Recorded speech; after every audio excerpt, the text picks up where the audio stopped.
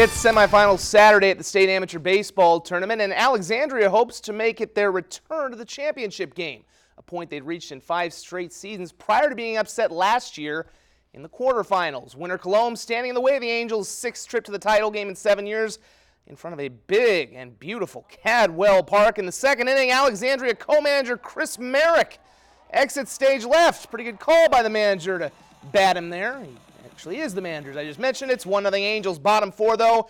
Dylan Lamley has a response. Solo shot of his own. Wind was kind of blowing out, so the ball was really carrying. That ties things up at 1 apiece. Pheasant's not done yet in the 4th, though. With 2 out, they get a rally going. Kelly O'Brien bloops one into left field. Winter Cologne takes the lead. They tack on 1 more to go up 3-1.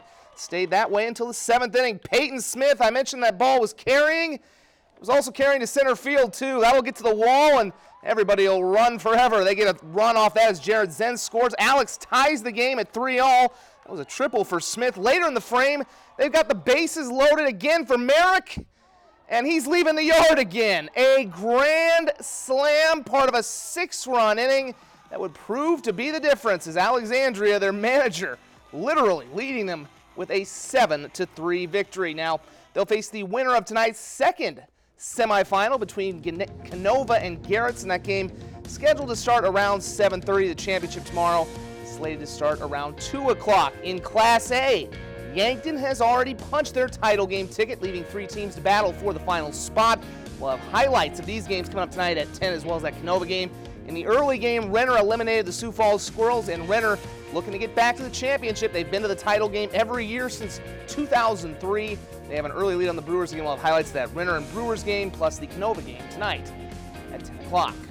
When the Sioux Falls Canaries met the Fargo-Moorhead Redhawks for the first time almost 2 months ago, the Birds were tied for first place in their division at 18-16 and appeared to be heading towards their first winning season in a decade.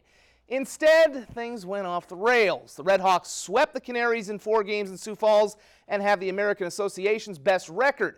Since that date, the Birds of Sioux Falls have gone 16-33, and they need a win today to avoid getting swept in the season series by the Redhawks. Down 2-0 in the 5th inning, Jordan Ebert will hit one to first. Redhawks trying to turn 2. Yeah, not so much. Error scores Mike Harden. It's 2-1. Later in the inning, Clint Coulter's going to come home from third on a wild pitch. Fargo-Moorhead had 3 of these that ended up accounting for 3 Canaries runs. Birds led 4-2. They led by a bunch last night and lost. So yeah, that lead wasn't going to last today. That's Correll Prime with a 3-run homer, and the Redhawks do indeed complete the season sweep. They win 14-6. They take all 7 games this year from Sioux Falls. There was good news for one member of the Canaries today. Infielder Andrew Ely is returning to affiliated ball after having his contract purchased by the Pittsburgh Pirates today. Ely hit .289 with 7 home runs and 35 RBI, as well as 17 doubles and 2 triples in 78 games this year for Sioux Falls. He's the second Canary to get signed by a major league organization this year, joining Adrian Nieto, who signed with the Miami Marlins back in June. The University of South Dakota kicks off year 2 with Austin Simmons under center 2 weeks from today when they host Montana. He certainly had big shoes to fill this time last year, replacing Walter Payton Award runner-up Chris Strevler. And for the most part, Simmons proved a capable leader, throwing for more than 3,100 yards and 18 touchdowns, just 8 interceptions, while also rushing for 332 yards and 5 scores.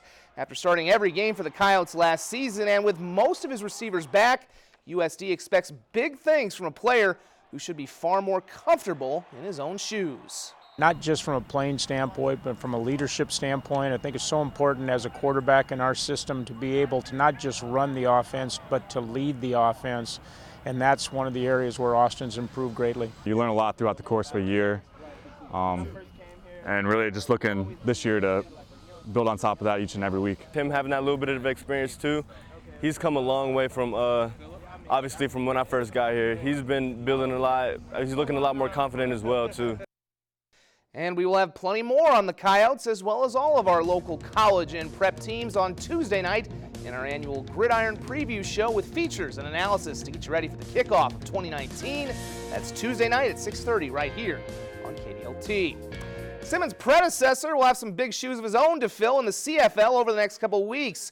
Winnipeg starter Matt Nichols suffered a shoulder injury and will be out for likely what will be an extended period of time, which means that the USD alum Chris Strevler will have to step in for the CFL's leader in touchdown passes. Though he's played sparingly this year, Chris got plenty of starting experience last year when he opened the season under center following another Nichols injury, throwing 8 touchdowns, just 2 picks in 4 games. At 7-2 this season, Strevler's Blue Bombers have the best record in the league, and they'll be counting on that experience that Chris got to help keep them in contention for the Grey Cup. Absolutely. I mean, any playing time helps you to be ready to play. You know, the more reps you get, the more comfortable you get, and the more ready you are to go play. So, I think that not only those reps, but all the reps I've taken throughout this season, and everything just you continue to learn and continue to grow. And whenever you get opportunity, no matter what it is, hopefully you're ready.